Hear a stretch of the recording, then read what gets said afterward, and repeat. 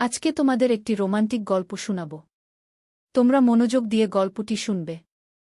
গল্পটি হল একলা সেই রাতে গু। একলা সেই রাতে অকেলে হ্যায় চলে আও কাহান হো। লতার গানটা সেদিন বারে বারে মনে আসছিল। এমনিতেই আমি একলা খুব একটা থাকা পছন্দ করি না। আমি যেমন চঞ্চল মস্তিষ্কের মানুষ, একলা থাকলেই আমি যেন পাগল পাগল করি। এই তো সেই দিনের কথা মনে আছে, গিন্নিকে বাপের বাড়ি যেতে দিতেই হল। ভাবলাম যখন যেতেই হবে তাকে আমিও সাথেই যাব। কিন্তু ভাগ্যের ফের একেই বলে, ছুটি মঞ্জুর হয়ে গেছে, কিন্তু বিকালে রিলিভার এসে পৌঁছায়নি। আমার সেকেন্ড অফিসার সব ছুটিতে, শুধু একটি বাচ্চা ছেলে নতুন অফিসার জয়েন করেছে, তাকে ব্রাঞ্চের চাবি দেবার মতো বিবেক আমার ছিল না। নতুন অফিসার কোনো ভুল করলে ব্রাঞ্চ ম্যানেজার বলে দোষটা পড়বে আমার উপরে।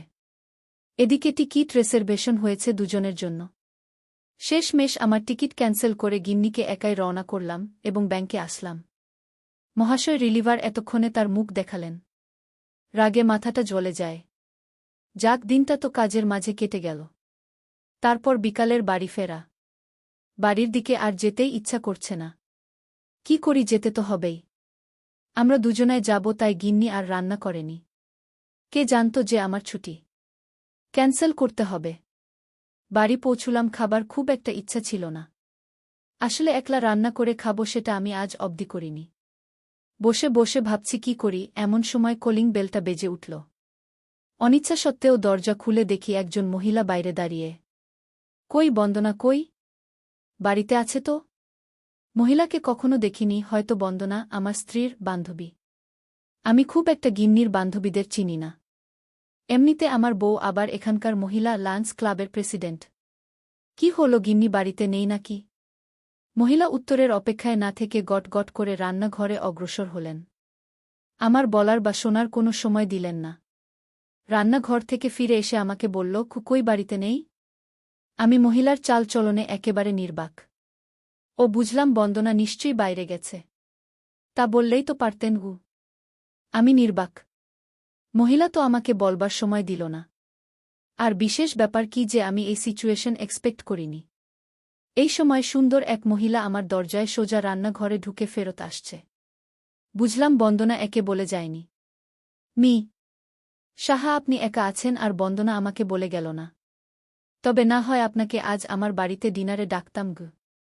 আমি লজ্জায় এতক্ষণে মুখ খুললাম, আরে না না, আমি ছুটি পেলাম না কিনা, তাই ও একলাই বাপের বাড়ি চলে গেছে। আমাদের দুজনার যাবার কথা ছিল। আমি ইতস্তত স্বরে বললাম। How sad. আরে লজ্জার কিছু নেই, আমার বাড়ি এই দুইটা ঘর ছেড়ে। আমি চন্দনা দে। রোজ দেখি আপনি গাড়ি করে ব্যাংকের দিকে যান। আপনার সাথে আলাপ হয়ে ওঠেনি, তাই এই প্রবলেম। আমার হাসব্যান্ড ইউসাতে আজ বছর 2 হলো গেছে, ছুটি না পাওয়ায় আসতে পারে না কি এক নাগাড়ে বলে গেল মহিলা। ঠিক আছে তবে এখানে বসেই খাবো খন। মহিলা চলে গেলেন কোনো কথা না শুনে।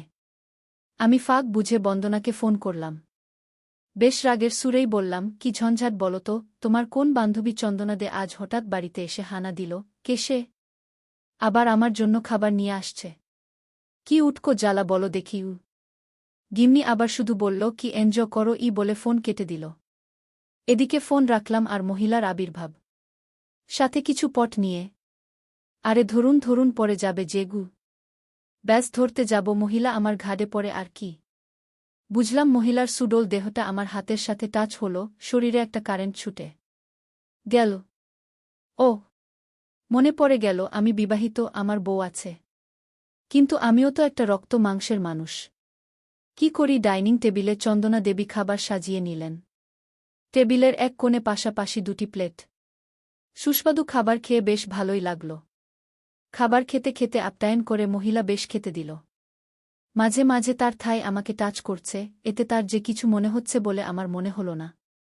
সে খুবই স্বাভাবিকভাবেই পা দুলিয়ে যাচ্ছে। আমি শুধু অনুভব করছি আর কি। এইভাবেই খাবার খাওয়া হল। খাবার পরে আমরা এসে সামনের ঘরে বসলাম। মহিলাকে ধন্যবাদ জানালাম। আলাপটা কিন্তু খাবার পরেই আরম্ভ হল। মহিলা বললেন, আমার স্বামী আজ 2টা বছর ইউএসএতে গেছেন, একটি বারের জন্য আসার নাম নেয় না। বিয়ের পরের দিনই তাকে ফিরে যেতে হল ওই দেশে। বলেছিল পাসপোর্ট তৈরি করো, আমি এসে ভিসা বার করে তোমায় নিয়ে যাব। সেই আসে আর এই আসে। আজও আমি একা এই তার একটা দোতলা বাড়িতে। মাসে শুধু গাদা গাদা টাকা পাঠায়। কি জানি বলেই চোখের কোণে জল দেখা গেল। আমি সান্ত্বনা দেবার চেষ্টা করলাম কিছুক্ষণ দুজনেই চুপ। মহিলা যেন কোন দুনিয়ায় পৌঁছে গেল। আচ্ছা সাহা, আপনিই বলুন, আমারও তো কিছু শখ আহ্লাদ থাকে, সে শুধু বিরাট একটা বাড়িতে আমাকে একা রেখে চলে গেল। 2টি বছর, কম কথা।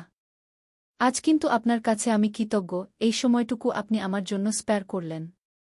বলে একটা রিকোয়েস্ট করল, আচ্ছা একটু ব্যালকনিতে বসে একটু বাইরে ঠান্ডা হাওয়া পাওয়া যেতে পারে কি? যেই বলা সেই কাজ, 2টি গার্ডেন চেয়ার নিজেই টেনে ব্যালকনিতে নিয়ে ঠিক পাশাপাশি রাখল। আসুন সাহা মশায়, বাইরে বসি। একটু ইতস্তত করেও বসলাম, যেমনটি বন্দনার সাথে বসি। কিছুক্ষণ আবার নিস্তব্ধ। সাহা, কাল তো আবার আপনার অফিস আছে, আপনার ঘুমের ব্যাঘাত ঘটালাম না তো? আমি এতক্ষণ বেশ একটু স্বাভাবিক হয়ে এসেছি মহিলার সাথে। বললাম কি, না না, কাল তো সেকেন্ড স্যাটারডে, কালকে ব্যাংকে ছুটি। যাক বাবা, ভালোই হলো, কিছুক্ষণ কথা বলা যাবে। আসলে কি জানেন, একা একা দিনটা কাটতে চায় না। রাতটা যেন গিলতে আসে।